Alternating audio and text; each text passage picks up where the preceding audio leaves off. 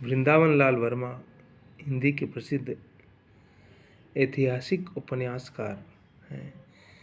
इतिहास की घटनाएं कैसे होती है, उसमें क्या हुआ था, उन पर वृंदावन लाल विस्तार से विचार करते हैं।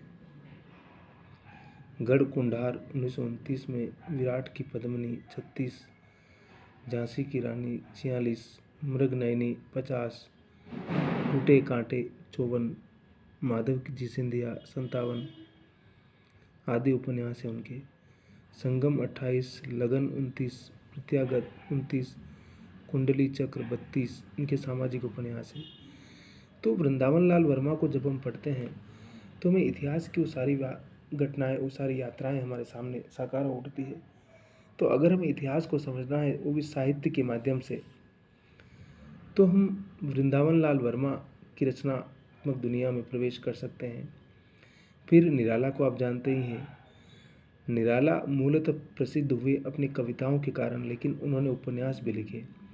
अप्सरा 1931 में आया, अलका 31 में, निरुपमा 36 में, प्रभावती 36 में, कुल्ली भाट, इसमें वो सामाजिक समस्याओं पर विचार करते हैं। और निराला का जीवन जिस प्रकार की संघर्ष की धारा से तप कर निकलता है, उसमें निराला की रचनात्मकता बहुत सारे आयाम खड़े भी करती है, बहुत सारी सूत्र भी हमें देती है। लेकिन निराला के बारे में इनका कहना है कि वो विषय वस्तु को लेकर के या शिल्प पक्ष को लेकर के कोई विशेष प्रयोग नहीं करते हैं। जिस प्रकार के प्रयोग वे कविताओं में करते हैं, उस प्रकार के प्रयोग यहाँ नहीं करते हैं, क्योंकि गद्य उनके लिए शायद सपाट ही रहा और सपाट बयानी के माध्यम से वो अपनी बात करते रहे।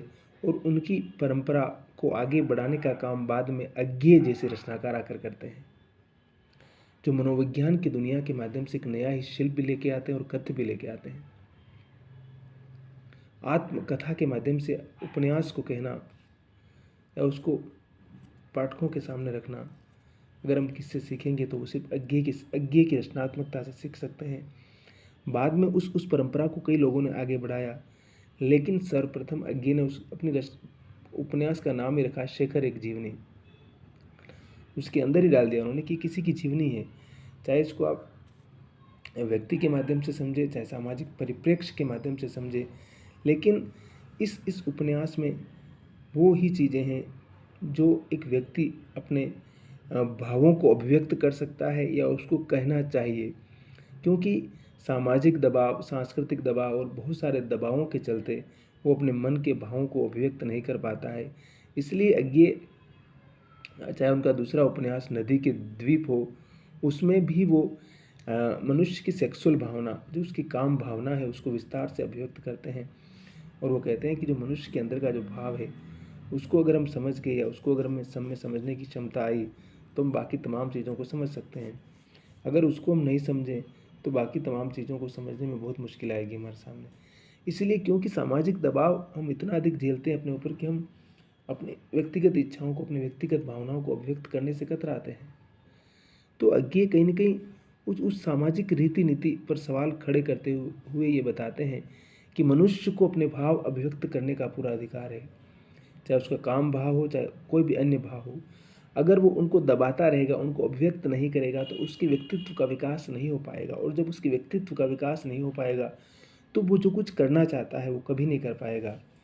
तो वो बात की रचनात्मकता में हम समझेंगे उसको, जिसको मनोविश्लेषणवादी जो रचनाएं में जब आएंगे, चाहे उसमें इलाचंद जोशी हो, जैनेन्द्र कुमार हो, अज्ञेय हो, इन तीनों को बहुत ही विस्तार से बताया गया है, जिसकी बात हम आगे की रचना प्रक्रिया में करेंगे। क्योंकि उसमें यथार्थवादी उपन्यास भी आएंगे और उसमें मनोवैज्ञानिक उपन्यास भी आएंगे। क्योंकि देखिए, जिस प्रकार से 4-5 जो ये पूरे विभाजन किए हैं उपन्यासों के, वो मनोवैज्ञानिक हो, साम्यवादी हो, ऐतिहासिक हो, आंचलिक हो या प्रयोगवादी हो। देखिए, मैंने पहले ही बताया था कि उपन्यास पश्चिम से आई हुई विधा है और एक किस प्रकार से भारतीय समाज की रचनात्मकता को, यहाँ के वैविध्य को अपने अनुरूप अभिव्यक्त करने का एक जोखिम उठाती है। वो सच में बहुत ही महत्वपूर्ण चीज़ है और महत्वपूर्ण होने के कारण उसका महत्व बहुत ज़्यादा है।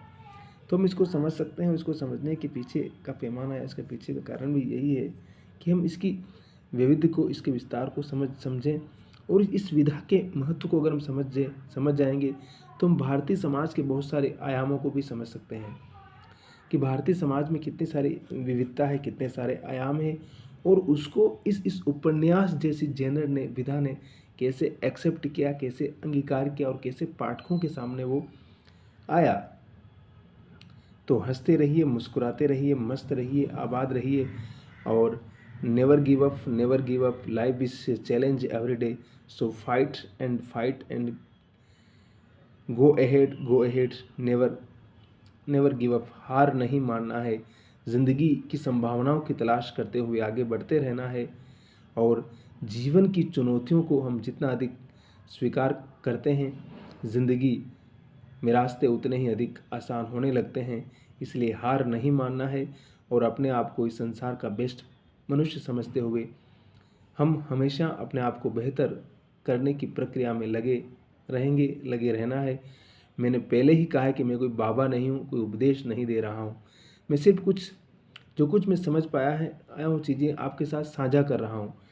अगर आपको भी अगर अपने अनुकूल लगे, सही लगे तो आप उनको फॉलो कर सकते हैं, उनको अपने जीवन में प्रयोग ला सकते हैं और उससे अगर आपके जीवन में तनिक भी सुधार होता है, कुछ अच्छा लगता है, तो मैं समझूंगा कि मेरा कहना सार्थक रहा। मेरे अनुभव को आपके साथ साझा करना अच्छा रहा, आपके साथ शेयर करना अच्छा रहा। लेकिन अगर आप उसको नहीं अपनाते हैं तो भी आपकी मर्ज़ी है।